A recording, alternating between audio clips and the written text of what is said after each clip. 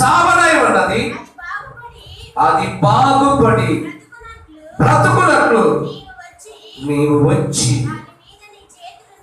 దాని మీద నీ చేతులు ఉంచవని ఆయన మిగులు ప్రతిమానుకులను. ఇక్కడ ఒక అధికారి కనిపిస్తూ ఉన్నాడు.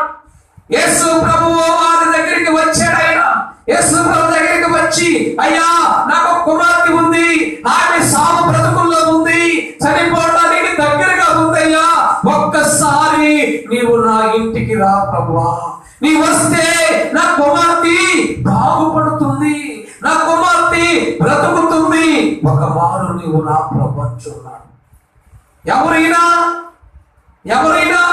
కూటికి లేనివాడు కాదు, పేదవాడు కాదు, గొప్ప ధనికుడు, ఒక ఉన్నతమైన అధికారం కలిగిన వాడు, ప్రభుత్వంలో ఒక గొప్ప ఉన్నతమైన అధికారం అనే పదవిలో ఉండి కొనసాగుతున్న వ్యక్తి అంటున్నాడు.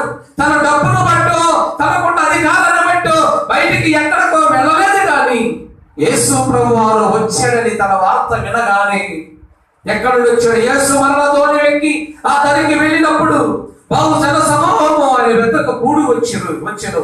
ఆయన సముద్రపు తీరమున నుండగా సమాజపు మందిరపు అధికారి, ఆయన పేరు యాయీరు, ఒకడు వచ్చి ఆయన చూసి ఆయన పాదముల మీద పడి, ఎక్కడ పడ్డాడండి? పాదముల మీద పడి ఆయన ఏం చేస్తున్నాడు? ప్రతిమలాడుకుంటున్నాడు. ఎందుకు ప్రతిమలాడుతున్నాడు? ఎందుకు ప్రతిమలాడుతున్నాడండి?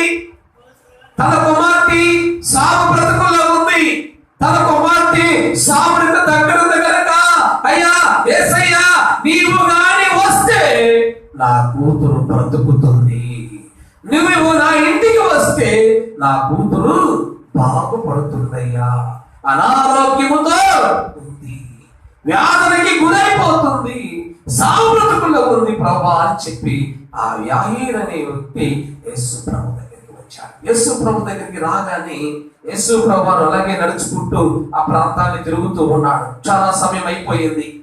అయినప్పటికీ కూడా ఈయన తనతోనే ఉన్నాడు, యేసు ప్రభుతోనే ఉన్నాడు.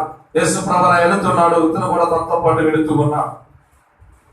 మరి అయితే కొంత సమయం గడిచిన తర్వాత ఆ ఇంటి దగ్గర నుంచి కొంతమంది వచ్చి ఏమన్నారో చూడండి. 35వ వచనం.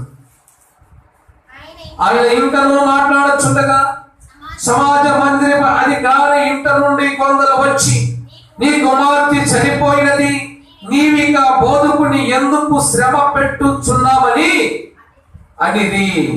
ఎప్పుడైతే యేసు ప్రభు దగ్గర నిలబడ్డాడో ఆ గ్రామాల నుంచి కొంతమంది వచ్చారు. వచ్చి, అయ్యయ్యా అయితే నీ కుమార్తెకి చనిపోయింది, ఆమె చనిపోయిందని చెప్పి యేసు ప్రభు వారు ఉన్న స్థలానికి, ఆ యాయీరు ఉన్న స్థలానికి వచ్చి, నీకెందుకు యేసు ప్రభువుని శ్రమ పెడతావు, అవసరం లేదు, ఆ కుమార్తె చనిపోయింది, తిరిగి రా అని చెప్పి వాళ్ళు ఆ వ్యక్తి దగ్గరికి వచ్చి అంటూ ఉన్నారు. అప్పుడు ఆ వ్యక్తి దగ్గర వచ్చినప్పుడు యేసు ప్రభు వారు ఏమన్నాడు చూడండి.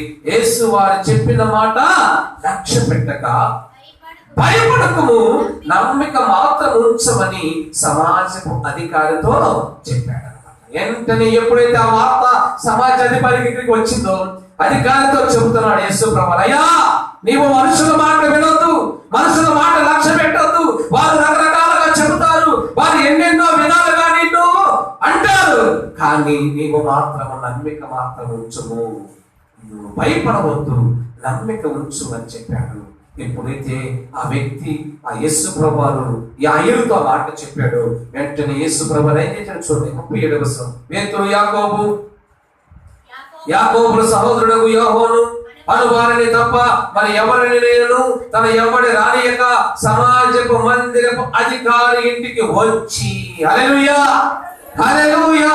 ఎక్కడికి వచ్చాడు ఇప్పుడు? సమాజపు అధికారి ఇంటికి వచ్చాడు. ఎందుకు వచ్చాడంటే ఆ ఇంటిలో ఒక వ్యక్తి అనారోగ్యంతో బాధపడుతూ ఉంది. ఆ వ్యక్తి కొరకు ఆ తండ్రి తన కుమార్తెని బాగు చేయమని, నా కుమార్తెను బ్రతికించమని యేసు ప్రభు వారిని బ్రతిమలాడుకుని ఆయన పాదాల మీద పడి యేసు ప్రభు ఉన్న చోట ఉండి ఆయన ఎంతసేపు ఉంటే అంతసేపు ఆయన వెనకాల నిలబడి ఎప్పటికి యేసు ప్రభు వచ్చినప్పుడు ఆ ఇంటికి వచ్చాడు.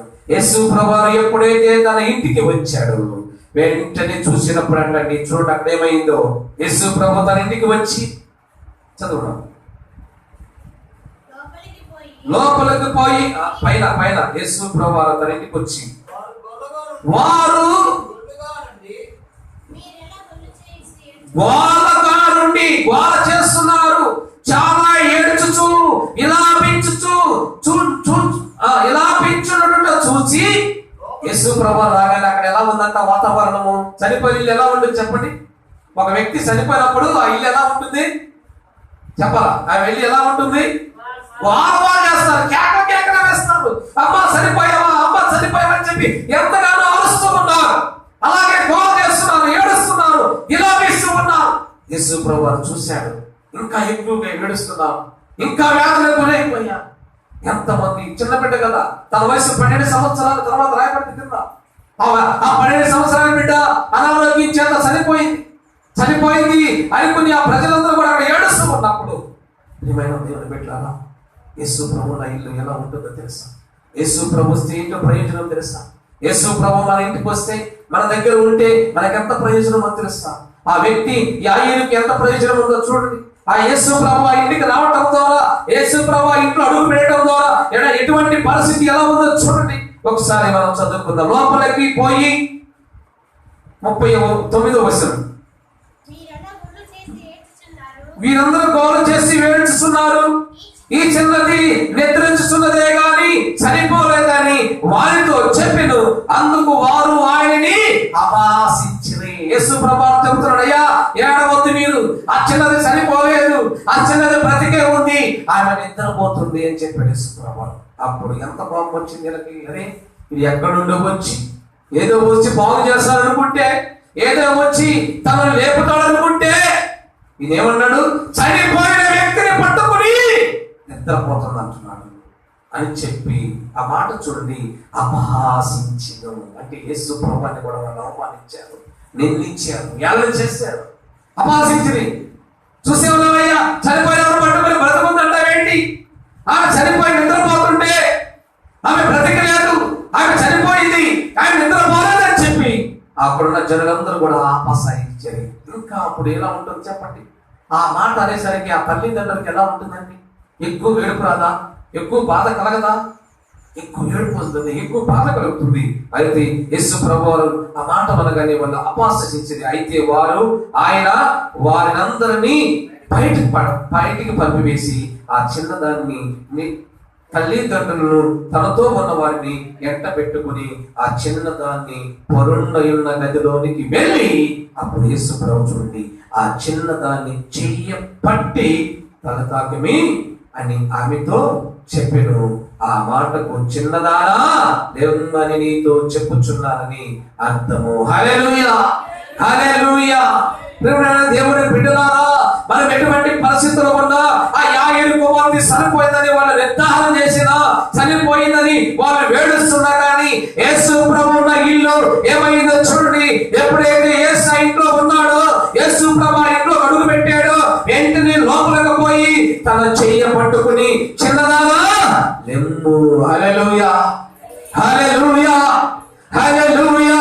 ప్రియమైన దేవుని బిడ్డలారా, యేసు క్రీస్తు మనతో ఉన్నప్పుడు, యేసు ప్రభువు వారు మన జీవితంలో ఉన్నప్పుడు, యేసు ప్రభువు వారు మన ఇంటిలో ఉన్నప్పుడు, నువ్వు ఏ స్థితిలో ఉన్నా, ఏ అనారోగ్యంతో ఉన్నా, ఏ వ్యాధితో ఉన్నా, ఏ బలహీనతో ఉన్నా, ఆయన మనల్ని ఏం చేస్తాడో తెలుసా? మన చెయ్య పట్టుకుని లేపేవాడు. హల్లెలూయా. ఆయన మన చెయ్య పట్టుకుని లేవనెత్తే దేవుడు. ఆయన మనతో ఉంటే మన చెయ్య పట్టుకుంటాడు. ఆయన చెయ్య పట్టుకుంటే మనకి ధైర్యం వస్తుంది, ఆయన చెయ్య పట్టుకుంటే మనకి బలం వస్తుంది, ఆయన చెయ్య మన పట్టుకుంటే మనం లేచి నిలబడతాం. హల్లెలూయా. పడిపోయిన స్త్రీ, సావు బ్రతుకుల్లో ఉన్న బిడ్డ, చనిపోయిందనుకున్న వారు ఎప్పుడైతే యేసయ్య ఆ స్థలంలో అడుగు పెట్టాడో వెంటనే ఆ కుమార్తె లేచి నిలబడింది. హల్లెలూయా, హల్లెలూయా. ప్రియమైన దేవుని బిడ్డలారా, జ్ఞాపకం చేసుకోండి, యేసు క్రీస్తు ప్రభువు వారు మన దగ్గర ఉండటం ద్వారా మనకి ఎంతో ప్రయోజనం. అందుకంటున్నాడు, అయ్యా నేను మీ వెంట నిలబడి ఉన్నాను, నా స్వరం విని మీరు తలుపు తెరవండి, మీ హృదయం అనే తలుపు తెరవండి, నేను మీ దగ్గరికి రావాలని వచ్చాను. ఆ పరలోక పట్టణం నుండి ఈ భూలోకానికి మిమ్మల్ని బాగు చేద్దామని ఆశ్రదామని, మీ బ్రతుకుల్లో వెలుగు నింపుదామని, మీరు పడిపోయి ఉంటే మీ చెయ్య పట్టుకుని లేవనెత్తుదామని నేను ఈ లోకానికి వచ్చానని చెప్పి యేసు ప్రభువు మన దగ్గర ఉండి మాట్లాడుతూ ఉన్నాడు. ఎవడైతే ఆయన స్వరమిని ఆ తలుపు తెరుస్తారో ఆ యేసయ్య వారి ఇంటికి వెళ్తాడు. ప్రియమైన దేవుని బిడ్డలారా, యేసును చేర్చుకున్న ఇల్లు, యేసుతో కలిసి ఉన్న ఇల్లు, యేసు ప్రభు మన ఇంటిలో ఉంటే ఇన్ని ప్రయోజనాలంటే తెలుసా? మొట్టమొదట ప్రయోజనం చూస్తున్నాం. యేసయ్య మనతో ఉన్నప్పుడు, యేసు ప్రభు మన ఇంటికి వచ్చినప్పుడు, అది ఎటువంటి పరిస్థితులు ఉన్నప్పటికీ కూడా ఆయన మన పడివిని ఆయనని చెయ్య పట్టుకుని దేవుడు. హల్లెలూయా. పడిపోయిన వారిని చెయ్య పట్టుకుని నిలబెట్టగలిగిన దేవుడు మన దేవుడు. ఒకవేళ అటువంటి పరిస్థితుల్లో నేను ఉన్నానేమో, పడిపోయిన స్థితిలో ఉన్నామా, కృంగిపోయి ఉన్నామా, ఎటువంటి వ్యాధులకి లేకపోతే ఏడుపులతో కన్నీరు కారుస్తూ విలాపిస్తూ బాగు చేస్తూ ఉన్న కుటుంబాల్లో ఉన్నామా? ప్రియమైన దేవుని బిడ్డ, ఒక్క మారు యేసుని నువ్వు చేర్చుకో, యేసయ్యను నువ్వు చేర్చుకో, యేసయ్యను నీ హృదయంలో తీసుకో. ప్రభు నీతో ఉంటే ఆ యాయేలు ఉన్నతమైన వాడు, అధికారం కలిగిన వాడు, ధనము కలిగిన వాడు, డబ్బు కలిగిన వాడు, గొప్ప ఉద్యోగం చేసే వ్యక్తి, తనకున్న దాన్ని బట్టి ఆయన గర్వించలేదు, తనకున్న దాన్ని బట్టి ఎక్కడికో వెళ్ళలేదు. అది అర్థమైంది ఏంటి తెలుసా? యేసయ్య నా ఇంటిలో ఉంటే పడిపోయిన నా కుమార్తె లేచి నిలబడుతుంది. పడిన వారిని లేవనెత్తువాడు మన తండ్రి. చెప్పండి, ఎవరైనా పడిపోయిన వారిని లేవనెత్తుతాడు. ఎలా లేవనెత్తాడు? దూరంగా ఉండి కాదు, చెయ్య పట్టుకుని నిలబెట్టే దేవుడు. హల్లెలూయా, హల్లెలూయా. ప్రియమైన దేవుడు బిడ్డలారా, నిజంగా ఎంత గొప్ప పద్ధతిగా తెలుసా? ఎంత గొప్ప కార్యమో ఇది తెలుసా? ఎంత గొప్ప కార్యం అంటే, ఆ ఉన్నతమైన యాయేలు ఒక గొప్ప అధికారం కలిగిన వాడు, తన కుమార్తె చనిపోయింది అనుకుని అందరూ కూడా వచ్చి చనిపోయిందని చెప్పినప్పటికీ కూడా ఆ యాయేలు ప్రభువును చేర్చుకోవడానికి ఇష్టపడ్డాడు. మనుషుల మాట లక్ష్య పెట్టలేదు. చాలా మంది మనకు చెప్తారు, యేసు ప్రభు దగ్గరికి పోతే ఏం జరుగుతుంది నీకు, యేసయ్యను బాగు చేయలేదే, ఈ కరోనా వేళ తీసేయలేదే, యేసయ్యను ఏం చేశాడు? ప్రియమైన దేవుని బిడ్డ, ఆ కరోనా వ్యాధి నుండి తప్పిస్తాడు యేసయ్య. హల్లెలూయా, హల్లెలూయా. అది మన కుటుంబాల మీదకి రానివాడు, మన మీదకి రానివాడు. అవన్నీ కూడా యేసు నామములో తొలగించే దేవుడు మన దేవుడు, మన కాపాడే దేవుడు. ఆయన మనతో ఉంటే చాలు, ఆయన చేర్చుకోవడం ముందు అప్పుడు తెలుస్తుంది యేసు ప్రభువు నీకు, ఆయన ద్వారా నీకు లాభం ఉందో లేదని. ఆయన ఎప్పుడైతే నువ్వు ఇంట్లో చేర్చుకుని, హృదయంలో చేర్చుకుని, ఆయన రక్తంలో కడగబడి ఆయన బిడ్డగా ఎప్పుడైతే నువ్వు ఉంటావో, ఎప్పుడైతే ఆయన బిడ్డగా నీ ఉండి లోకంలో జీవిస్తావో, అప్పుడు తెలుస్తుంది నీకు యేసు ప్రభు ద్వారా ఏం ప్రయోజనం ఉంది అని. ప్రయోజనం ఉందా లేదని చెప్పేది అప్పుడు నీకు తెలుస్తుంది. ఎప్పుడైతే కష్టమైనా, నష్టమైనా, ఇబ్బంది అయినా సాయంకాలం దాకా యేసు ప్రభుతో నిలబడి, ఎంతమంది వచ్చి చెప్పినా వినకుండా యేసు ప్రభు దగ్గర నిలబడి ఆడుకుండా ఆ యాయేలు ఇంటికి ఎప్పుడైతే యేసు ప్రభు వెళ్ళాడో, ఆ పడిపోయిన చిన్న కుమార్తెని పైకి లేవనెత్తాడండి. ఈ రోజు మన కుటుంబాల్లో, మన బిడ్డల్లో, మన జీవితాల్లో ఎవరైనా పడిపోయిన వారు ఉన్నారా? ఎవరైనా అనారోగ్యంతో బాధపడుతున్న వారు ఉన్నారా? ప్రియమైన దేవుని బిడ్డలారా, యేసయ్యను కానీ నువ్వు చేర్చుకున్నట్లయితే నీకు వచ్చే గొప్ప ప్రయోజనం ఏంటో తెలుసా? ఆయన నిన్ను పడిపోయిన స్థితిలో నుండి పైకి లేవనెత్తే దేవుడు. హల్లెలూయా. నిలబెట్టగలిగిన దేవుడు ఆయన. ఎందుకంటే ఆయన లోకానికి వచ్చింది నిన్ను నన్ను బాగు చేయడానికి. ఆయన లోకానికి వచ్చింది నీతో నాతో కలిసి ఉంటామని వచ్చాడు. ఎవరైతే చేర్చుకుంటారో, ఎవరైతే ఆయన్ని ఆహ్వానిస్తారో, ఎవరైతే ఆయన దగ్గరకు వచ్చి కౌగిలించుకుని ఆయనతో గడపడానికి ఇష్టపడతారో వారితో చెబుతున్నాడు దేవుడు, నేను వారి దగ్గర ఉంటాను. ఉంటే ఏంటి లాభం? యేసయ్య ఉంటే యాయేలుకి ఏమైంది లాభం? యేసయ్య ఇంటికి వచ్చిన దాకా ఆయన అక్కడే నిలబడ్డాడు. యేసు ప్రభు ఇంటికి వచ్చినాక ఏమైంది? పడిపోయినామని చెయ్యి పట్టుకుని లేపాడు. ఈరోజు నేను చెప్తున్నా, నీవు యేసుని చేర్చుకుంటే, ఒకవేళ నీవు కానీ నేను కానీ పడిపోయి పడుకోండి, ఆయన మనం చెయ్యి పట్టుకుని లేపే దేవుడు. హల్లెలూయా, హల్లెలూయా. యేసును చేర్చుకోవడం ద్వారా గొప్ప ప్రయోజనం. యేసు ఏమంత ఉండటం ద్వారా ప్రయోజనం. యేసు పెట్టగానే ఉంటుందో ఎంతో ప్రయోజనం ఉంది. అనుకోవచ్చు, యేసు ప్రభు నాకు కష్టాలు వస్తాయి, బాధలు వస్తాయి అనుకున్నాయేమో. ఏది ఏమైనప్పటికీ, ఏది వచ్చినప్పటికీ కూడా తండ్రి మాత్రం వదిలిపెట్టడు. ఆ దేవుడు నిన్ను వదిలిపెట్టడు. ఎప్పుడైతే యేసయ్యను మనం చేర్చుకుంటామో, ఎప్పుడైతే మనం యేసయ్య ప్రభువాన్ని మనం ఆశ్రయిస్తామో, మా భక్తులు అంటాడు, నమ్ముట కంటే యేసు ప్రభువును వారిని ఆశ్రయించటా మేలు. ఆయన ఆశ్రయం పొందుకుంటావో ఇక ఆయన దగ్గర ఉన్న వారికి ఎటువంటి ఇబ్బంది ఉండదు. అన్నది ప్రియమైన దేవుని బిడ్డలారా, యేసును చేర్చుకోవడం ద్వారా మనం చూస్తూ ఉన్నాం. ఆయన యేసు ప్రభువు మనతో ఉండడం ద్వారా ప్రయోజనాలను చూసాం. గత 2 వారాల బట్టి మనం చూస్తూ ఉన్నాం. మొట్టమొదటిగా ప్రమాదాల నుంచి మనం విడిపిస్తాడని, మన జీవితాలు అద్భుతాలు చేస్తాడని చూసాం. మరొక విషయాన్ని చూసాం. మరొక విషయాన్ని అందరిలో దూరంగా ఉన్నప్పుడు ఆయన అందరిలో కలిపే దేవుడని మనం చూసాం. అలాగే నశించిపోతున్న ఆ వ్యక్తిని రక్షించాడని మనము చూస్తూ వస్తూ ఉన్నాం. ఈ దినము కూడా మనం చూస్తున్నాం. యేసు ప్రభువును చేర్చుకున్న యాయేలు కుమార్తె ఏమైంది?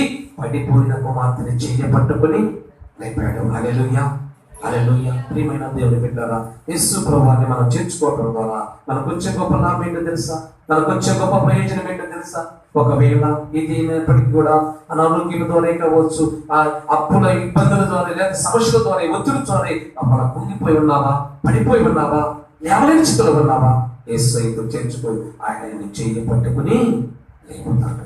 మరొక విషయాన్ని కనుక అర్థం చేసుకుందాం. మొట్టమొదటిగా యేసు ప్రభువు మనతో ఉండటం ద్వారా ఒకటి మనకు ప్రయోజనం ఏంటంటే ఆయన మనం పడిపోయి ఉన్నప్పుడు చెయ్యి పట్టుకుని లేపే దేవుడు అని చూస్తూ ఉన్నాం. రెండవ విషయాన్ని కూడా మనం జ్ఞాపకం చేసుకుందాం. యోహాను సువార్త 2వ అధ్యాయం, యోహాను సువార్త 2వ అధ్యాయం 1వ వచనాన్ని ఒకసారి చదువుకుందాం. యోహాను సువార్త 2వ అధ్యాయం 1వ వచనాన్ని మనం చదువుకుందాం. 3వ దినమున గలిలయలోని కానాను ఊరిలో ఒక వివాహం జరిగిను. యేసు ప్రభువారు తల్లి అక్కడుండెను. యేసును ఆయన శిష్యులను ఆ వివాహమునకు పిలువబడిది. ద్రాక్షారసము అయిపోయినది. యేసు తల్లి వారికి ద్రాక్షారసము లేదని ఆయనతో చెప్పగా యేసు ఆమెతో, అమ్మ, నాతో నీకేమి, నా సమయము ఇంకను రాలేదని. ఆయన పెళ్లి పరిచారకులను చూసి ఆయన మీతో చెప్పినది చేయుడెను. యూదుల శుద్ధీకరణ ఆచార ప్రకారము 2-3 దూనెల పట్టు 6 రాతి బాణలు అక్కడ ఉంచబడి ఉండను. యేసు ఆ బాణలు నీళ్లతో నింపుడని వారితో చెప్పగా వారు వాటిని అంచుల మట్టుకు నింపిరి. అప్పుడు ఆయన, మీరిప్పుడు ముంచి విందు ప్రధాన యొద్దకు తీసుకుపోండని చెప్పగా వారు తీసుకుని పోయిరి.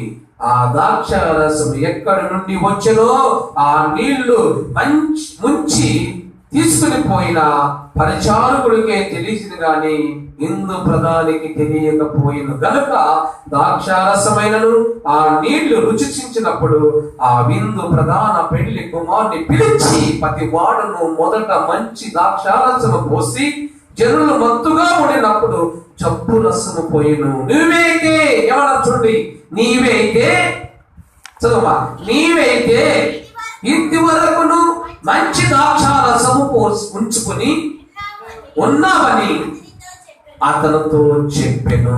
హల్లెలూయా. ఇప్పుడు చదవబడిన వాక్య భాగంలో మనం చూస్తూ ఉన్నాం. యేసు ప్రభుల వారు తన తల్లితో పాటు ఒక వివాహానికి వెళ్ళాడు. ఆ ఇంటిలో యేసు ప్రభు ఉన్నారు. యూదులకు వివాహం జరుగుతున్నప్పుడు శుద్ధీకరణ ప్రకారము, వాళ్ళు ఆచార ప్రకారము వాళ్ళు వివాహం చేసే ప్రతి ఇంటిలో వాడు పేదవాడైనా ధనికుడైనా ఎంత గొప్పవాడైనా అక్కడ ఏం చేస్తారంటే ద్రాక్షారసం పోయటం అనేది వాళ్ళ ఆనవాయితీ. వాళ్ళు అది ప్రతి ఒక్కరూ పాటించాల్సిందే అనమాట. ఏ ఇల్లైతే ద్రాక్షారసం పోస్తుందో ఆ ఇంటిని ఘనంగా చెప్పుకునే వాళ్ళు ఆనాటి కాలంలో. ఏ ఇంటికైతే పెళ్లికి వెళ్ళారో ఆ ఇంటిలో ద్రాక్షారసం తాగితేనే తప్ప వాళ్ళు ఆ పెళ్లింటికి ఇది మంచిల్లు అని చెప్పి మాట ఇచ్చేవాడు కాదు. ఆచార శుద్ధీకరణ ప్రకారము అక్కడ ఒక పెళ్లికి వెళ్ళినప్పుడు ఆ వివాహంలో యేసు ప్రభు కూడా అక్కడ ఉన్నాడు. అయితే యేసు ప్రభు అక్కడ ఉన్నప్పుడు అక్కడ ఏమైందంటే వారు ఒక 6 పానలు మాత్రం ద్రాక్షారసం పోసారు. అక్కడ పోస్తే జనాలు ఎక్కువ అవడం ద్వారా అది అయిపోయింది. అప్పుడు ఏం చేయాలి? మళ్ళీ ద్రాక్షారసం కలపాలంటే ఏమేం కావాలా? మళ్ళీ ద్రాక్షకాయలు కావాలా? దానికి ఎన్నో అవసరమైన ఉన్నాయి. ఎంతో టైం పడుతుంది. ఒక పక్క ఇందు జరుగుతుంది. ఆ ఇందులో కూర్చున్న బంతిలో ద్రాక్షారసం పోయకపోతే ఆ ఇంటికి అవమానం మీద వచ్చేస్తుంది అనమాట. ఏళన చేసేవాళ్ళు, ఆ ఇంటిని పదే పదే చుట్టుకుంటూ ఉండేవాళ్ళు. అయితే చూడండి ప్రియమైన దేవుని బిడ్డలారా, యేసు ప్రభు ఉన్న ఇంటిలోనే ద్రాక్షారసం అయిపోయింది. ఏం చేయాలో అర్థం కాలేదు. అయిపోయిన సంగతి పెళ్లి కుమారుడికి మాత్రము తెలియదు. అక్కడున్న పరిచారకులకు మాత్రం తెలిసింది. ఎలా, ఏం చేద్దాం? ఒక విందులో పోయకపోతే అవమానించబడతామే, అందరు ఏడం చేస్తారే, వాడి ఇంటికి పోయాము, వాడు మంచి ద్రాక్షారసం పోయలేదంటారని చెప్పేసి వారు అనుకుంటున్నప్పుడు యేసు ప్రభు తల్లి వింది ఆ మాట. వెంటనే విని ఆ తల్లి ఆ పరిచారకులు పిలిచింది. ఇదిగో ఇదిగో అక్కడ ఒక ఆయన ఉన్నాడే, ఆయన ఇంటికి వచ్చాడు కదా, ఆయన అడగండి. వెంటనే యేసు ప్రభు అని అడిగారు వాళ్ళు. అప్పుడు యేసు ప్రభు చూడండి, 6 బాణలకు నీళ్లు పోయండి అన్నాడు. వెంటనే ఆ తండ్రి దాన్ని అభిషేకించి ఏమైపోయింది? నీరు ఏమైంది? ద్రాక్షారసం అయిపోయింది. ఎప్పుడైతే ఆ ద్రాక్షారసం అయిపోయిందో వెంటనే ఆ పరిచారకులు ఇందు జరుగుతూ ఉంది, అక్కడ ఆ ద్రాక్షారసం పోస్తూ వస్తున్నారు. అప్పుడంట చూడండి ప్రియమైన దేవుని బిడ్డలారా, ఆ ద్రాక్షారసము తీసుకున్న వాళ్ళు ఏమన్నారో తెలుసా? అయ్యో, ఎన్నో మేము వివాహాలకి వెళ్ళాం, ఎన్నో పెళ్లిళ్ళకి వెళ్ళాం, అయితే ఆఖరిలో వాళ్ళు ఏం చేశారు తెలుసా? జబ్బుపడిన ద్రాక్షారసము పోసారే, కానీ ఇప్పుడు ఇంత శ్రేష్టమైన ద్రాక్షారసము వీరు పోస్తున్నారని చెప్పి ఆ పెళ్లి జరిగిస్తున్న ఇంటి వత్తును పిలిచి వారితో చెబుతున్నారు, అయ్యా ఇంతటి ద్రాక్షారసము మేము ఎక్కడను చూడలేదు. ఏం చేస్తున్నారు ఇప్పుడు? యేసు ప్రభువున్న ఇంటికి ఏమొచ్చింది చెప్పండి? యేసు ప్రభువున్న ఇంటికి ఏమొచ్చింది? ఘనత వచ్చింది. అవమానించబడి నిందించబడాల్సి వేడనికి గురవలసిన ఇల్లు ఎప్పుడైతే యేసు ప్రభు వివాహంలో ఉన్నాడో, ఎప్పుడైతే ఆ ప్రభు అక్కడ ఉండడం ద్వారా అక్కడ ద్రాక్షారసం అయిపోయింది. ద్రాక్షారసం అంటే వాళ్ళు విలువగా భావించేవాళ్ళు యూదులు, ద్రాక్షారసం లేని ఇల్లుని అవమానించేవాళ్ళు. ఆ పంక్తిలో పోయవలసిన పరిస్థితి వచ్చినప్పుడు యేసు ప్రభు అక్కడ ఉండడం ద్వారా ఆ ఇంటికి ఘనత వచ్చిందండి. అక్కడ పెళ్లికి వచ్చిన వాళ్ళందరూ చెబుతున్నారు, అయ్యా ఇంతవరకు ఇన్నడు ఏ వివాహంలో ఇటువంటి ద్రాక్షారసము నేను చూడలేదు. నువ్వైతే నాకు మంచి ద్రాక్షారసం వచ్చావు. నిజంగా ప్రియమైన దేవుని బిడ్డ, ఈ రోజు నీ ఇంటి నా ఇల్లు గనచపరచబడాలంటే, అవమానాలు నిందల నుండి విడిపించబడాలంటే, ఏమైనా చేయబడుతున్న వ్యక్తుల నుండి మనం విడుదల పొందుకోవాలంటే నువ్వేం చేయాలో తెలుసా? యేసయ్యని చేర్చుకోవాలి. యేసయ్య మనతో ఉంటే ఆ ఇంటికి ఘనత వస్తుంది. యేసయ్య మనతో ఉంటే ఆ ఇంటికి పేరు వస్తుంది. చూసారా, ఎప్పుడైతే ఆ ఇల్లు కదా భక్తిలో పైకిపోతే ఏమైపోతారు చెప్పండి? వాళ్ళు అందరూ చుట్టుకుంటూ పోయి వెళ్ళారు. అరే ఇది చెప్పట్లేరు. చాలా మంది చోట్ల మనం వివాహానికి వెళ్తాం, ఎక్కడన్నా ఒక 6 ఎరాటీలు పెట్టారనుకోండి భోజనంలో, ఒక్క ఎరాటి తగ్గిందనుకో, ఒకవేళ జనాలు ఎక్కువై నీకేం చేస్తాం తెలుసా? అరే జనం ఎక్కువైపోయి తగ్గిందని చెప్పం, వాడు పెట్టడం చేత కాల. మనమే పండగకి తింటాం క్రిస్మస్ కి, ఒకవేళ ఒక ఎరాటి అయిపోయింది అనుకో, పాస్టర్ గారు నన్ను పట్టించుకోవాలని నాకు పెట్టలా అంటాం. మనమే అయిపోతుంది. మనకే ఒక అనిపోయినా కూడా వెంటనే మనం చేయలేం. అంటే ఎంతగా ఒక వివాహానికి వెళ్ళినప్పుడు ఒక వ్యక్తి ఆ ఇంట్లో ఏదైనా ఒక కొరత వచ్చింది అనుకోండి, ఆ కుటుంబాన్ని ఏ విధంగా అంటాడు తెలుసా? అందరిలోకి వెళ్ళి వాడి ఇంటికి వెళ్ళేమే కానీ అందరికి పెట్టారు, కొన్ని రెస్టారెంట్లు నాకు పెట్టలేరు అంటారన్నా అంటారు. చాలా మంది అంటారు అన్నమాట. అలాగే ఆనాడు కూడా ఈదులు వివాహం చేసుకునేటప్పుడు ద్రాక్షారసము కానీ పొయ్యకపోతే ఇక వాడి పని అయిపోయినట్టే. రకరకాల అవమానాలు నిందలతో ఉండేది ఆ ఇల్లు. అయితే ప్రియమైన దేవుని బిడ్డ, జనము ఎక్కువైపోయి ఆ వివాహంలో ద్రాక్షారసం అయిపోయింది. కానీ దేవుడు గొప్ప దేవుడు ఆ ఇంట్లో ఉన్నాడు. సర్వ సృష్టికర్త దేవుడు ఆయన ఉన్నాడు. ఆ ఇంట్లో ఉన్న దేవుడు తెలుసా? నీటిని ద్రాక్షారసముగా మార్చగలిగిన దేవుడు. హల్లెలూయా! నీటిని ద్రాక్షారసముగా మార్చగలిగిన దేవుడు ఆయన. మధురమైన నీటి జలాలుగా మార్చగలిగిన దేవుడు అదే స్థలంలో ఉన్నాడు కనుక ఆ ఇంటిని ఘనపరచడం మొదలు పెట్టాడు. వివాహానికి వెళ్ళిన వారందరూ కూడా అన్నారు, ఏమన్నారు చూడండి, అక్కడ ఇందు జరిగిన ఆ వ్యక్తిని పిలిచి ఏమన్నారు చూడండి, 9వ వచనం. తీసుకుని పొందని చెప్పగా వారు తీసుకుని పోయి ఆ ద్రాక్షారసం ఎక్కడి నుండి వచ్చానో ఆ నీళ్లు చూసి ఆ ముంచి తీసుకొచ్చిన పరిచారకులకే తెలిపిన కానీ ఇందు ప్రధానికి తెలియకపోయాడు కనుక ద్రాక్షారసము ఆ ప్రధానుడు ఆ నీళ్లు రుచి చూచినప్పుడు ఆ విందు ప్రధాన పెళ్లి కుమారుని పిలిచి, ప్రతివాడు అక్కడ ఏమన్నాడు? అక్కడ ప్రతివాడు మొదట మంచి ద్రాక్షారసం పోసి చెరువును ముందుగా ఉన్నప్పుడు జబ్బు రసము జబ్బు రసము ముందుగా అంటే ఎవరు మత్తుగా ఉన్నప్పుడు ఏం చేస్తారు? జబ్బు ద్రాక్షరసం వస్తారు. కానీ ప్రియమైన దేవుని బిడ్డలారా, ఇక్కడ ఆ ఫస్ట్ నుండి కూడా ఆఖరి వరకు వారు మత్తుగా ఉన్నప్పుడు కూడా, ఆయన అయిపోయినప్పుడు కూడా మంచి ద్రాక్షరసం పోశారు. ఆ పెళ్లి కుమారుడు ఇల్లు గణపరచబడింది. అనేక మంది అక్కడ నుండి వచ్చి వారిని గణపరచడం మొదలు పెట్టారు. ఈరోజు నీ ఇంటికి నా ఇంటికి ఘనత రావాలంటే, నీవు నేను గణపరచబడాలంటే, నీ కుటుంబం నా కుటుంబం హెచ్చించబడాలంటే యేసయ్య నీ ఇంట్లో ఉండి నీకు ఘనత వస్తుంది. యేసయ్య నీ ఇంట్లో ఉంటే అవమానం నీకు రాదు. యేసయ్య మన ఇంట్లో ఉంటే నిందలు మనకు రాదు. యేసయ్య మనతో ఉంటే ఏలా మనం చేయబడము.